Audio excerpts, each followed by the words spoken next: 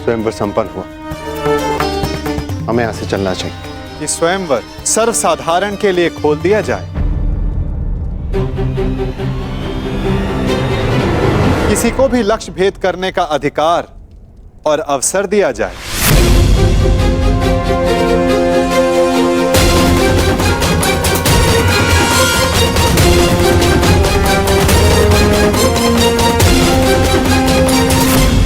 लो, मेरे होने वाले सम्राट, अब स्वयंवर तो सबके लिए खुल गया है। जब कोई कुछ कर ही नहीं पाएगा तो कर्ण को अवश्य अवसर मिलेगा। हमें यहाँ रुकना चाहिए।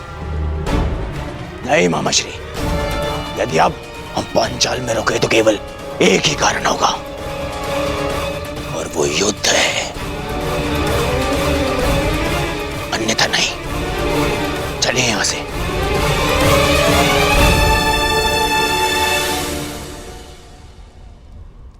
अब तो स्वयंवर सबके लिए खुला है, फिर भी कोई समक्ष नहीं आ रहा।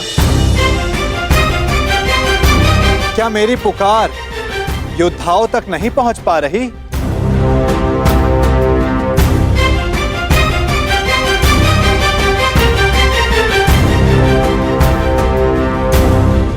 छिपे हुए योद्धाओं, अपने मन से प्रश्न करो कि क्या अधिक महत्वपूर्ण है, अज्ञात में रहकर अपना परिचय छिपाना,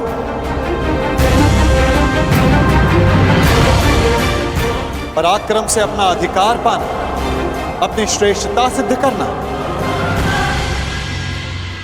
क्या कोई योद्धा नहीं जो ये लक्ष्य साध सके? क्या किसी की भुजाओं में बल नहीं? यदि है तो मैं उसका आवाहन करता हूं। अर्जुन, आगे बढ़ो।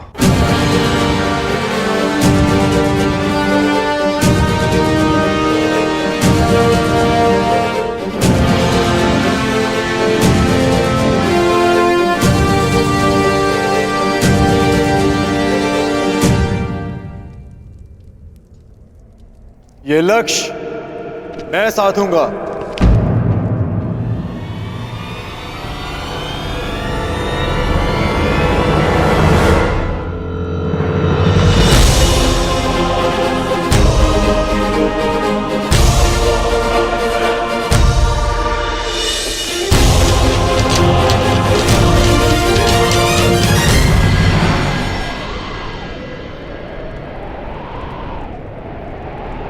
जब वो क्षण आएगा तुम्हें स्वयं अनुभूत हो जाएगा सखी।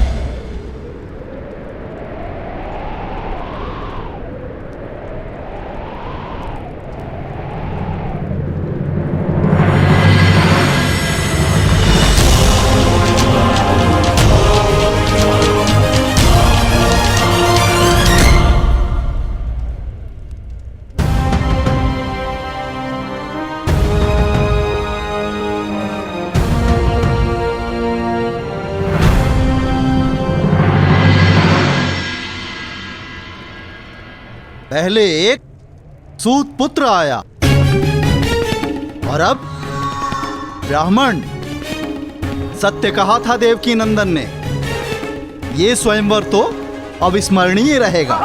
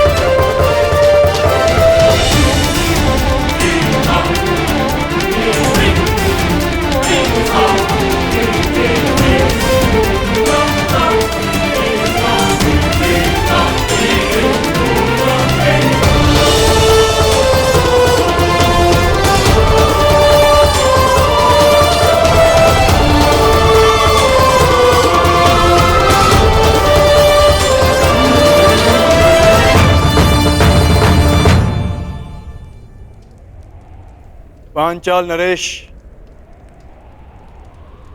लक्ष्य संधान की अनुमति चाहूंगा।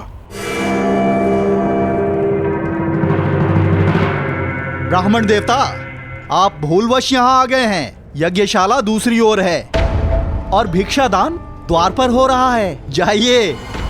सुना है ब्राह्मणों के श्राप में बड़ी शक्ति होती है। ऐसा ना हो कहीं इस मीन को श्राप देकर नीचे गिरा दें।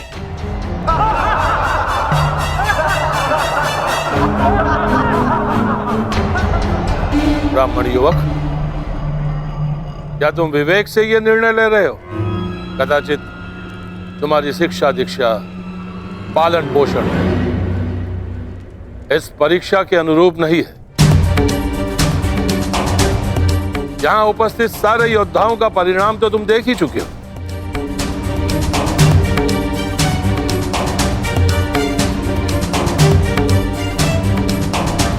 मैं आपके विचारों से सहमत हूं पांचाल नरेश, परंतु ब्राह्मण के बल पर संदेह नहीं करना चाहिए।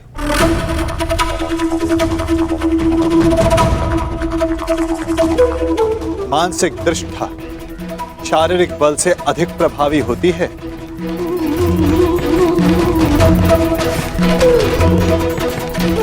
दिव्य अस्त्र का आवाहन करने वाले मंत्र ब्राह्मणों की शक्ति होती है। और फिर श्री परशुराम भी ब्राह्मण ही तो हैं। क्या उनकी शक्ति पर किसी को संदेह है?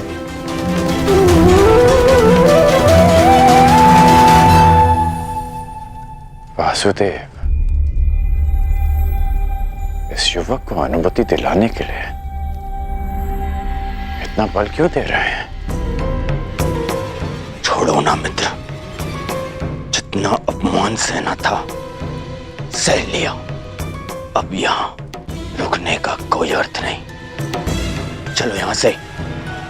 रुको, मैं ये देखना चाहता हूं कि यहां क्या होने जा रहा है। और जैसा कि मैंने पहले भी कहा पांचाल नरेश, ये स्वयंवर है। अंतिम निर्णय द्रौपदी का होगा।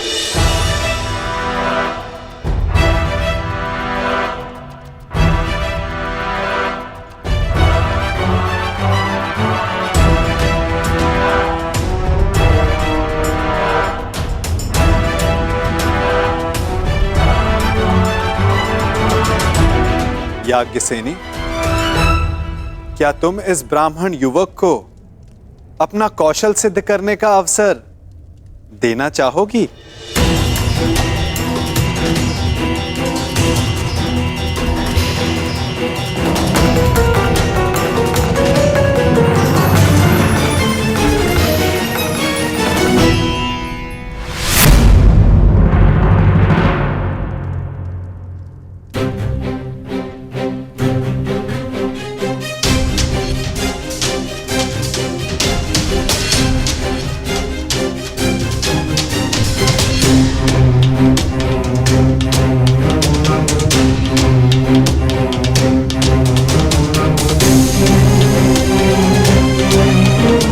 ब्राह्मण युवक, तुम्हें अनुमति है।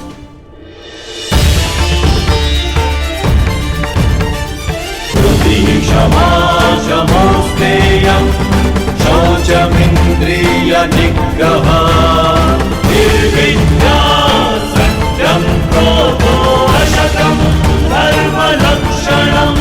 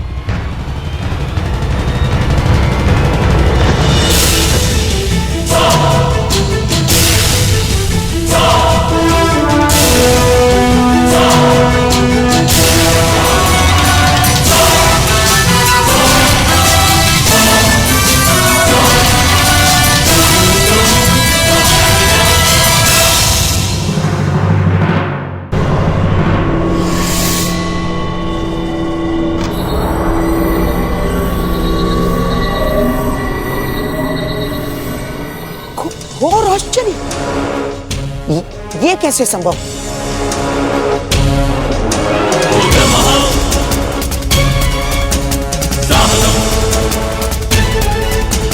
जयम् बुद्धिः उत्तमः साहसम् जयम् बुद्धिः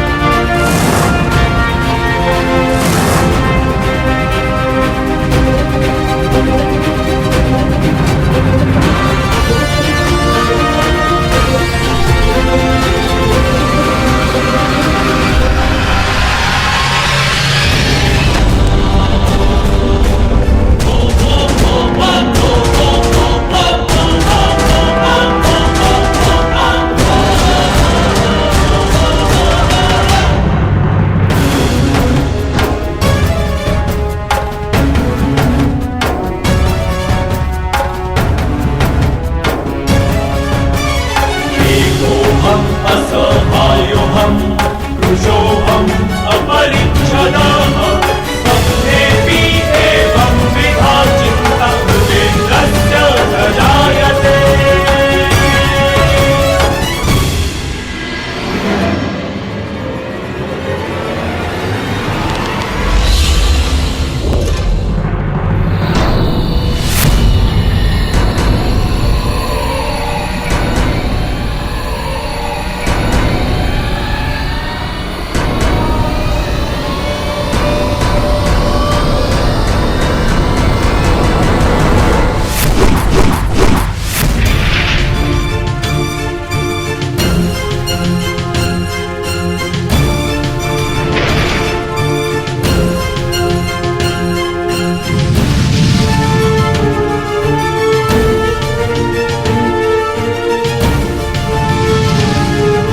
क्या लगता है ये लक्ष्य भेद कर पाएगा?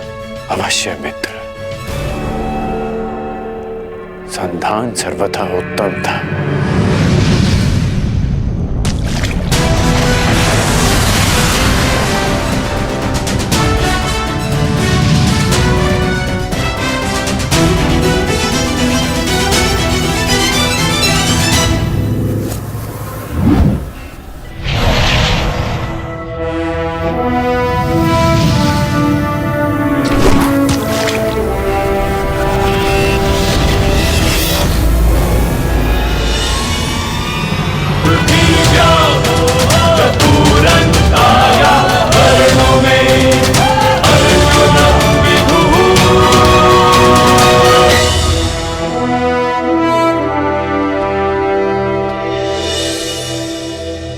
अब अपने वर का चयन तुम्हारे हाथों में है सखी। क्या तुम इस युवक का चयन करोगी?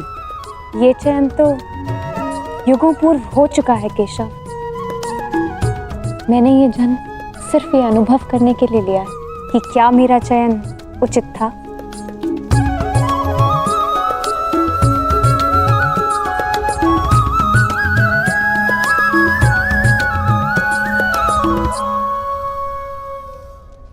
एक साधारण ब्राह्मण ने लक्ष्य भेद कर कैसे लिया? जो तुम्हारे सामने खड़ा है वो सामान्य नहीं है मित्र, कुछ तो असाधारण है इसमें।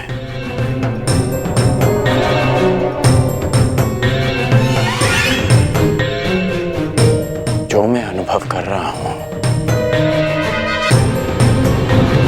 वो असंभव से भी परे है।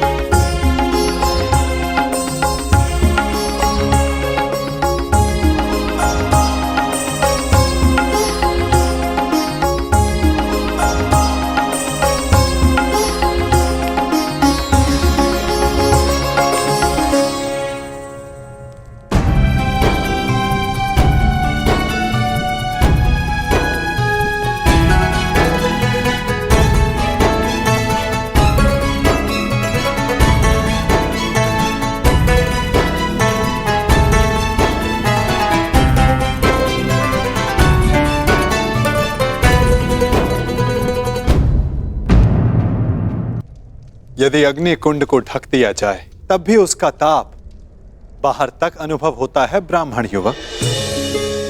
तुम्हारे भीतर की योद्धा की अग्नि को ब्राह्मण वेश रोक ना सका। और अग्नि तो पुनीता होती है। जब तक तुम्हारे जीवन का उद्देश्य पूर्ण ना हो जाए तुम्हें भस्म कैसे कर सकती है।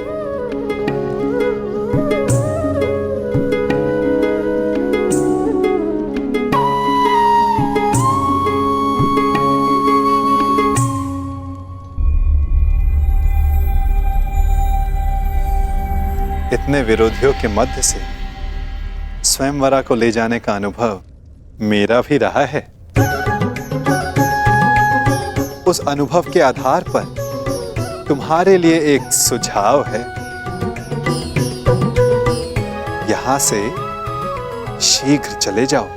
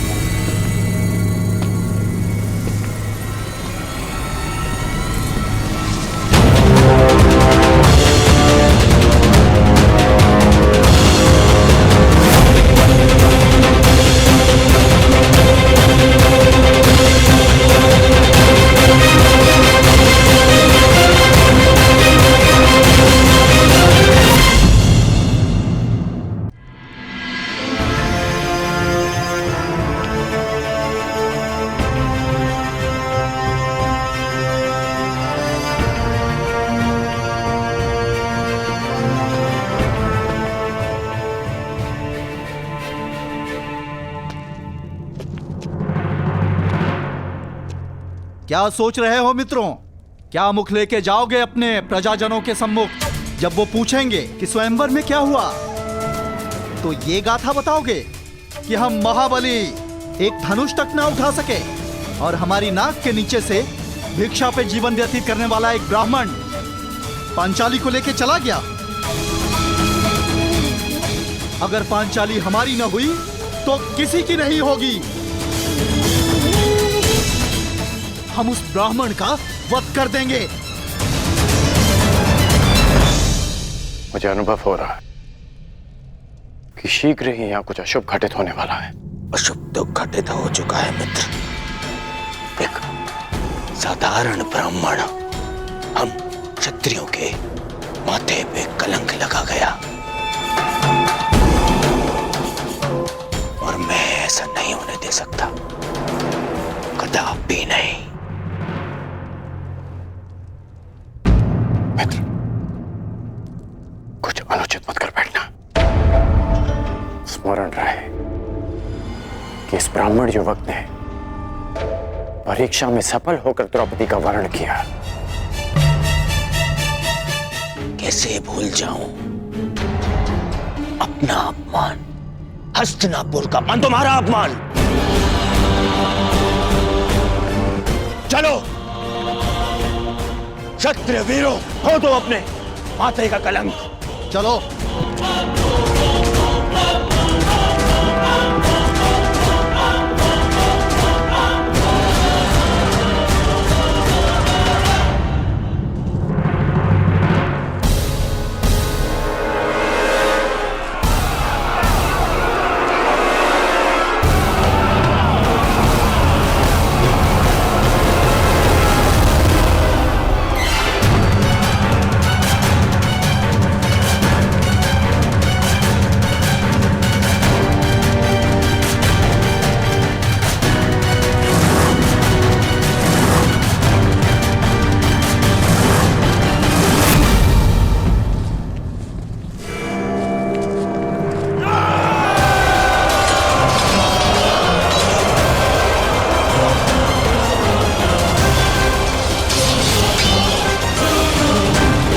सोचिए, पांचाली को यहाँ से सुरक्षित ले जाइए।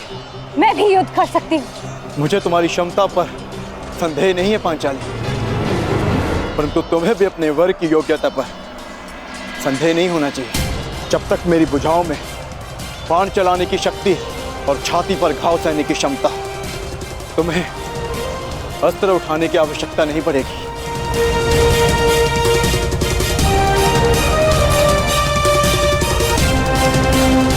अंगराज, नियति सबको दूसरा अवसर नहीं देती, परंतु तुम्हें दूसरा अवसर मिला है। चयन करने में भूल मत कर बैठना।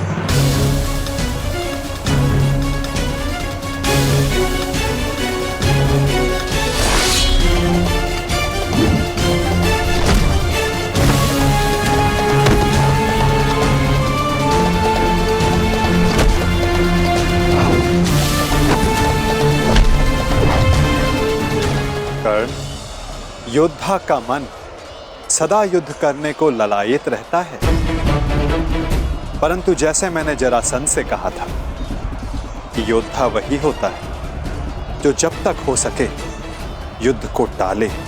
आपने एक और बात कही थी वासुदेव कि हम सब नियति से बंधे हैं, तो युद्ध होना है तो होगा।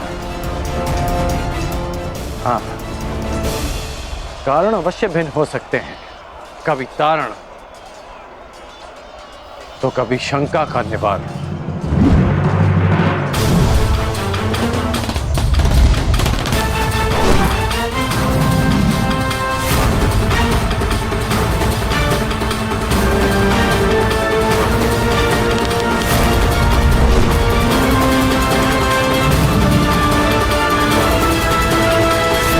कैसी शंका अंगराज?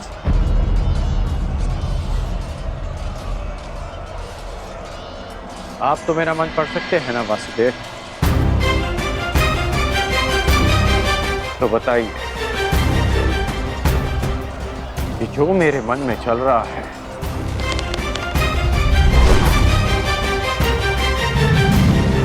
क्या वो सत्य है? सत्य तो कुछ भी हो सकता है अंगराज, बस उसे सिद्ध करने के लिए प्रमाण की आवश्यकता होती है, और तुम्हारे शंका का निवारण का केवल एक ही मार्ग है। तो प्रमाण के लिए ही युद्ध होगा। जिस प्रकार हर मनुष्य एक दूसरे से भिन्न होता है, उसी प्रकार हर धनुर्धारी के बाणों की चाल भी एक दूसरे से भिन्न होती है।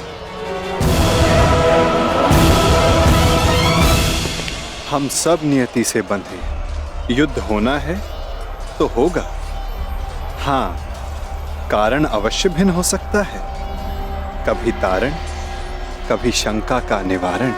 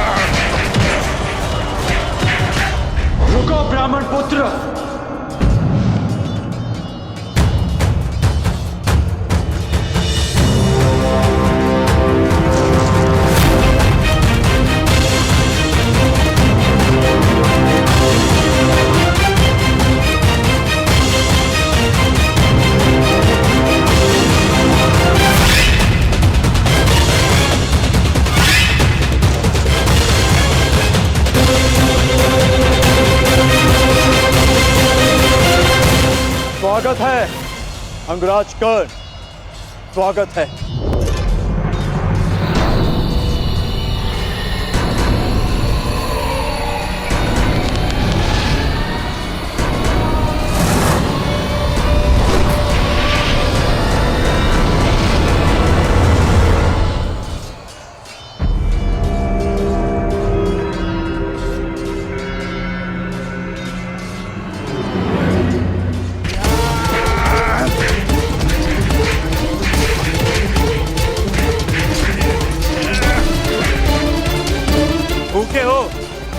हो ब्राह्मण?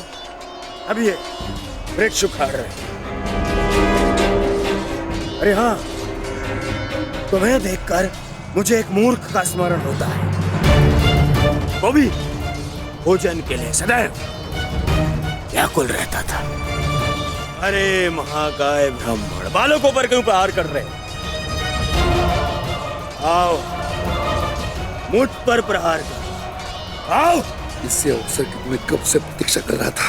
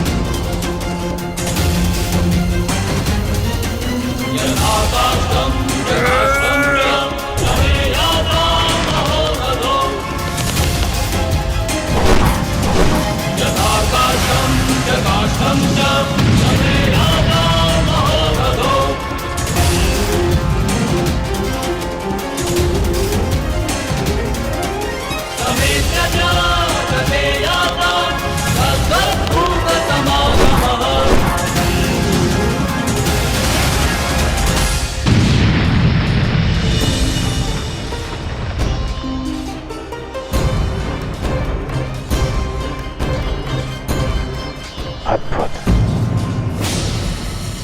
क्या तुम सच में ब्राह्मण हो वीर?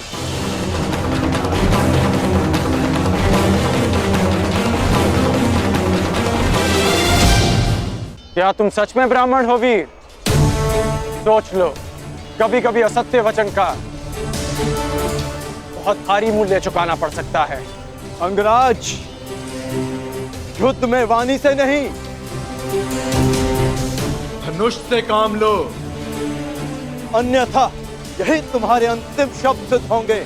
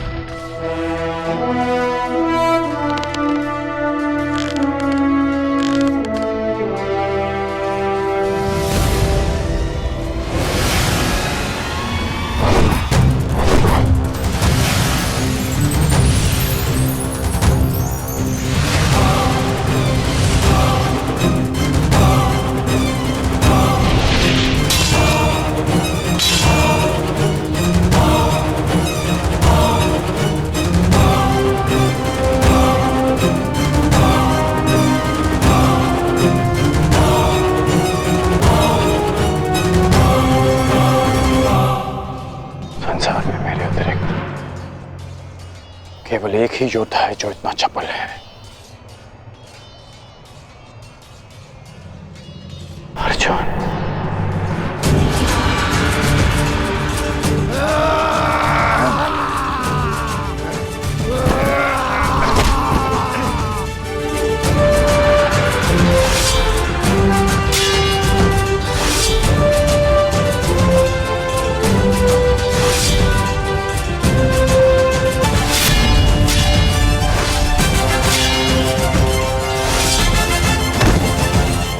लाक्षागृह से जीवित बच निकले।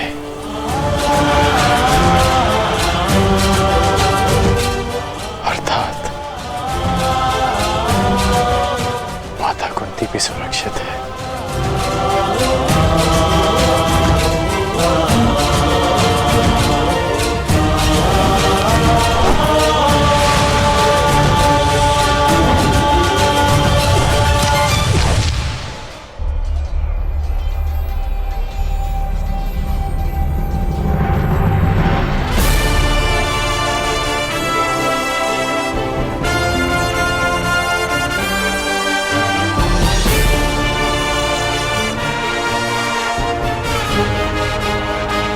मैं समझ गया हूं कि तुम एक महान योद्धा हो ब्राह्मण, और मैं ये भी जानता हूं कि तुम्हें इस युद्ध की आकांक्षा स्वयंवर में विजय की आकांक्षा से भी कहीं अधिक है। और आकांक्षा मेरी भी यही है कि ऐसे ही एक वीर से अपना अधूरा द्वंद पूर्ण करूं। परंतु वो अधूरा द्वंद युद्ध भूमि में पूर्ण होगा, किसी अभिमानी के स्वयंवर में नहीं। लंका का निवारण हो गया, अब इस युद्ध का कोई कारण शेष नहीं। मैं तुम्हारे उज्जवल भविष्य की कामना करते हुए इस युद्ध को यहीं समाप्त करता हूं। जाओ ब्राह्मण पुत्र, तुम्हारी माता तुम्हारी प्रतीक्षा कर रही हूं।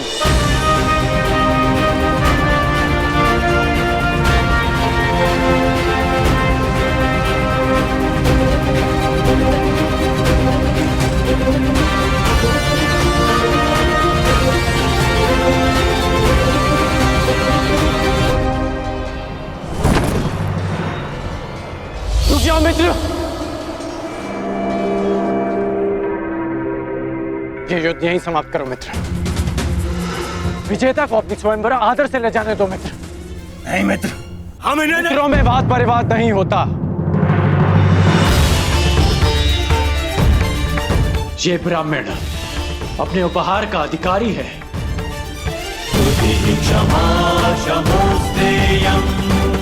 जाने दो इसे।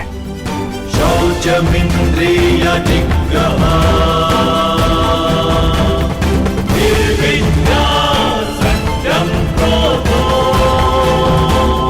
दशकं धर्मलक्षणं दशकं धर्मलक्षणं।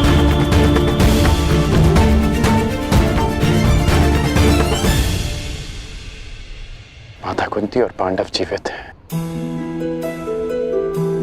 मेरे मन से एक बोझ उतर गया। अन्यथा लाक्षागृह की वो अग्नि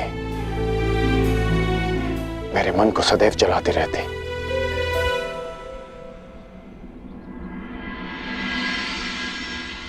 इसलिए आप पांडवों की मृत्यु की सूचना से व्यथित नहीं थे, क्योंकि आपको सब कुछ ज्ञात था। यदि ज्ञात ना भी होता तो भी व्यथित होने का कोई कारण नहीं था। कर्ण, अब तो सत्य स्वीकारिए केशव।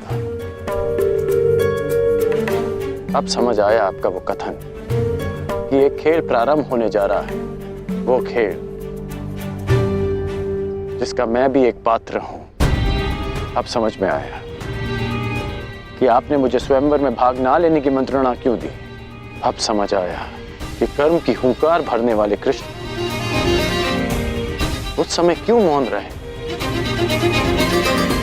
जब जन्म के कारण भरी सभा में मेरा उपहास उड़ाया गया।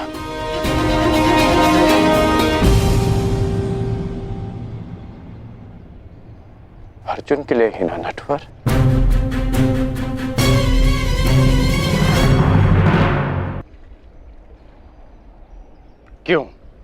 क्यों किया आपने ऐसा? केवल अर्जुन को स्वयंवर में जिताने के लिए? इसलिए आपने ऐसी परीक्षा रखी जो अर्जुन के पक्ष में हो, ताकि वो पांचाली का भंग कर सके। अर्जुन के लिए इतना झुकाव क्यों? उसके लिए मेरा अपमान क्यों? इतना बड़ा खेल क्यों? इतना पक्षपात क्यों? क्यों वासुदेव? क्या तुम ये कह रहे हो कि मैं पक्षपाती हूं मित्र? क्यों?